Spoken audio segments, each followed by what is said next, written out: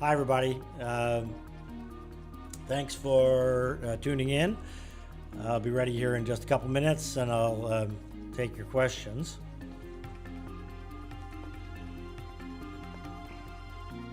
Sorry, I have kind of a frog in my throat this morning.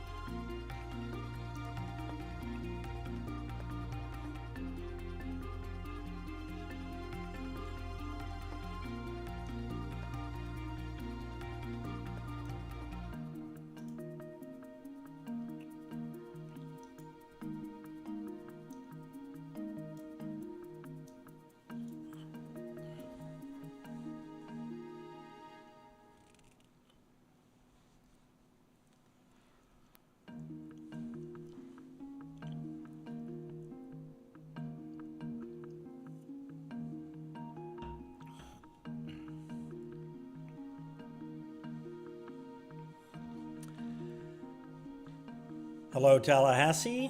Hello, Ocala. Citrus County. Thanks for tuning in. Dade City. Miami, of course. Land O'Lakes, Broward, Coral Springs, Gainesville. Nice to have you here. Question from the Bahamas, West Palm Beach.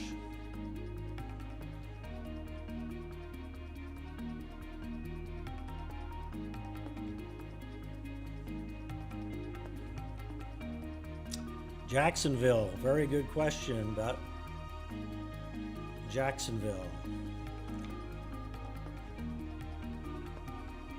Jacksonville is going to have to be vigilant here.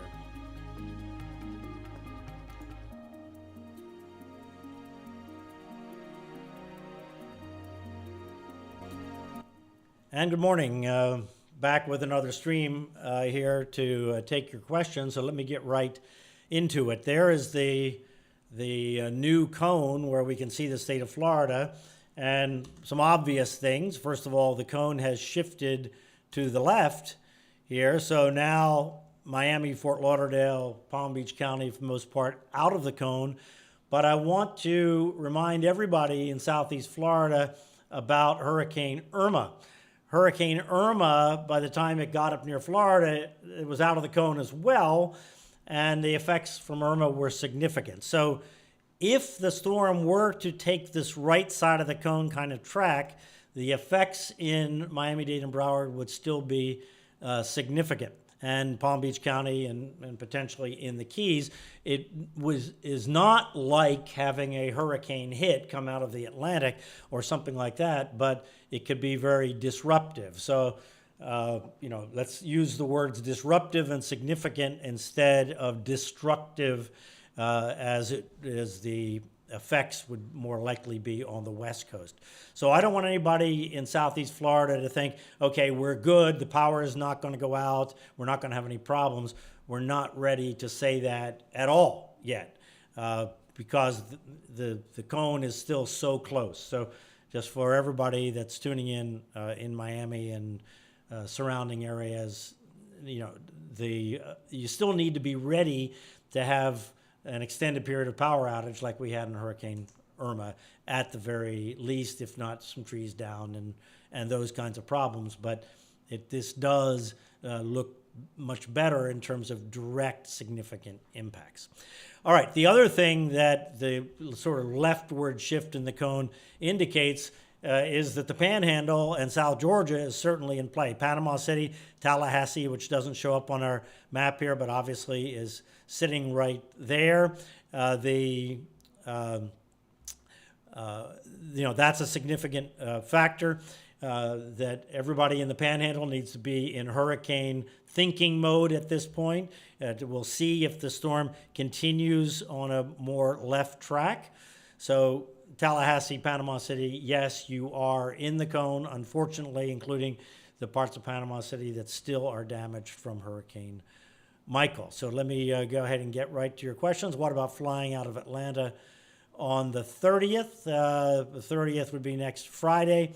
It's hard to say whether the storm turns away from Atlanta, but Atlanta is not out of the question if it takes more of a northern track. Certainly South Georgia and South Carolina are threatened by this. Let's go through the Florida cities, because if this storm does something like the center of the track, Gainesville and Jacksonville are likely to have a significant problem. Now, this won't be like Irma in Jacksonville, where there was the tremendous flooding, because Irma was such a giant circulation that it brought the wind into the St. Johns River coming in this way because of this huge circulation in that storm. This won't be as big a circulation, so I don't think we'll get that kind of flooding problem, but we might get stronger winds in Jacksonville and Gainesville and Orlando and places that don't have tropical type trees that do well in the winds, and you get big branches falling on cars and houses and blocking roads and things like that. So different kind of hurricane damage, not a water-related damage in these obviously inland sections. Jacksonville, as I said, in Irma, was significantly affected by the water. Now, let's talk about the west coast of Florida. So if the storm goes north of Tampa Bay, something like that, that's more or less the center of the storm. That's a terrible scenario for the Tampa Bay area. That includes Pinellas County, Hillsborough County, Manatee County, and everybody around Tampa Bay and all those waterways around Tampa Bay, because the wind drives the water in. So if it's a scenario where we're going to get a southwest wind against the west coast of Florida, that's really bad. That's when the water gets driven into Tampa Bay. Tampa Bay looks like a catcher's mitt, and it catches the water, it doesn't let it out. This has happened a few times in the past. The last time that happened in a big way was in 1921, which obviously was before storms were named. It also happened to some degree in 1950 with what was called Hurricane Easy. The big-time event that happened, it was in 1848, and there were 2 storms in 3 weeks that put water in Tampa Bay, up to about 15 feet above normal, which would flood much of the Interbay Peninsula, would flood downtown Tampa, would flood a lot of the Tampa Bay area if something like that happened. So we don't know the details. We're not predicting that's going to happen, but we are aware that the Tampa Bay metropolitan area, and then if it were to go a little farther south, and even if it affected Tampa, it would still affect Fort Myers and Naples to some degree, but the farther south the center comes, the worse that is for the west coast of the state, especially here. We're talking about a Category 3 hurricane, planning for a Category 4 hurricane. All right, widespread power outages, yes, absolutely. Tremendous power outages if wherever this storm comes ashore, if it comes in like this, to the right of that, we would expect widespread power outages and maybe lesser down farther south. Will the storm surge be less if you were on the East Coast? The answer is yes. We don't expect from a West Coast storm significant storm surge on the East Coast like in Irma, because it's not giant like Irma. It takes a giant storm from the West Coast to bring the winds around like this. So we wouldn't expect it to be as bad. Whether early on you get some flooding up in some of these inlets here on the East Coast, maybe, but this does not look like a big East Coast event. Let's see. How about evacuation in the Fort Myers area?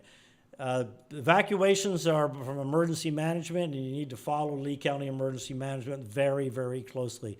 Because what they're going to do is they're going to get people out of places that are threatened, not just by the center of the cone, but by a reasonable distribution of tracks across the cone. So we always end up evacuating more people than end up needing being evacuated, because it takes time to evacuate, and at the time you have to make that decision, you don't know for sure, right? So that's just the reality of the situation. Let me see. With rapid intensification happening so often in the Gulf, why are we only predicting it will be a Cat 3 when we've seen so many storms turn into a Cat 5 overnight? Well, we don't predict beyond what the science says we should predict.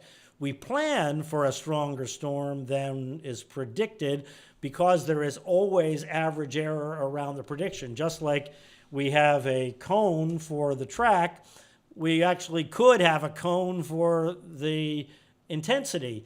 We don't have a good way to display that, but in actual fact, that exists. So if we had the cone for the intensity, that would mean that we would evacuate more people, because that would affect more people and so forth. So we don't predict the highest possible. We predict what we think will happen, and we acknowledge that it could easily be a category higher. And yes, we have had more rapid intensification lately, but we've had Category 5 storms going back to 1935 hitting the U.S., and so we don't necessarily know that every situation is going to be a top-end rapid intensification like we saw with Michael.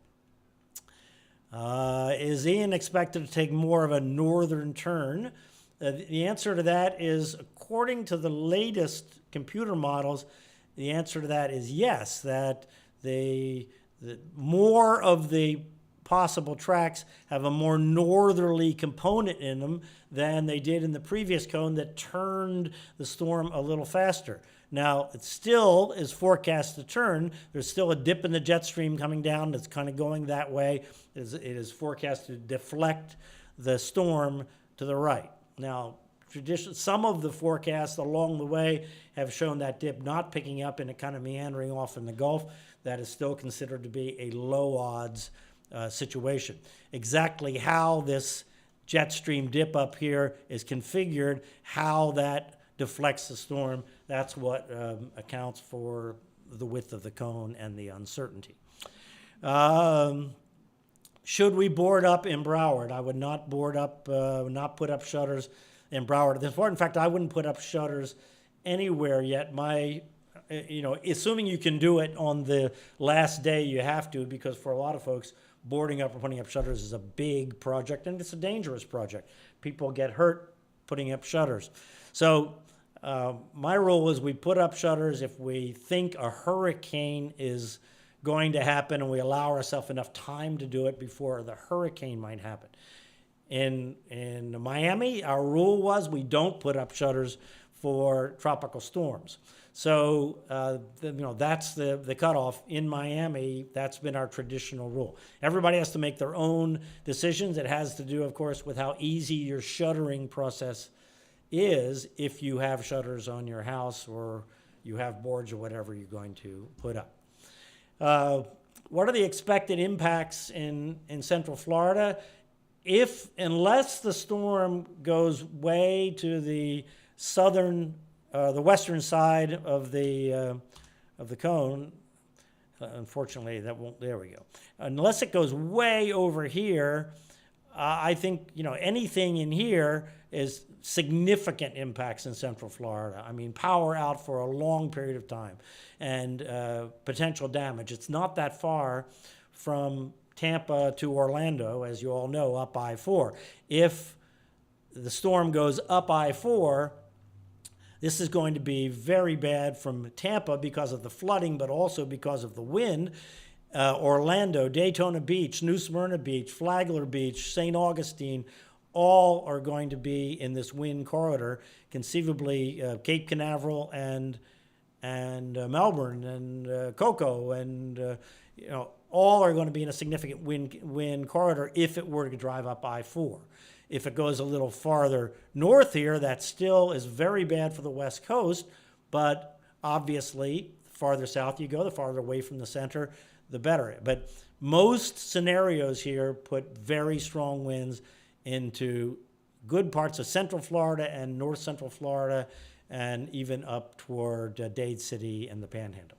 All right, folks, I need to drop off here. I tell you what, if your questions keep coming, I'll come back after the noon hour. But right now, I gotta go back and do Fox Weather. You can see my latest update, by the way, on foxweather.com or on your Fox Weather app on your phone or on your iPad. You can watch live there and free, or on your Roku, as a matter of fact. All right, see you in a little bit.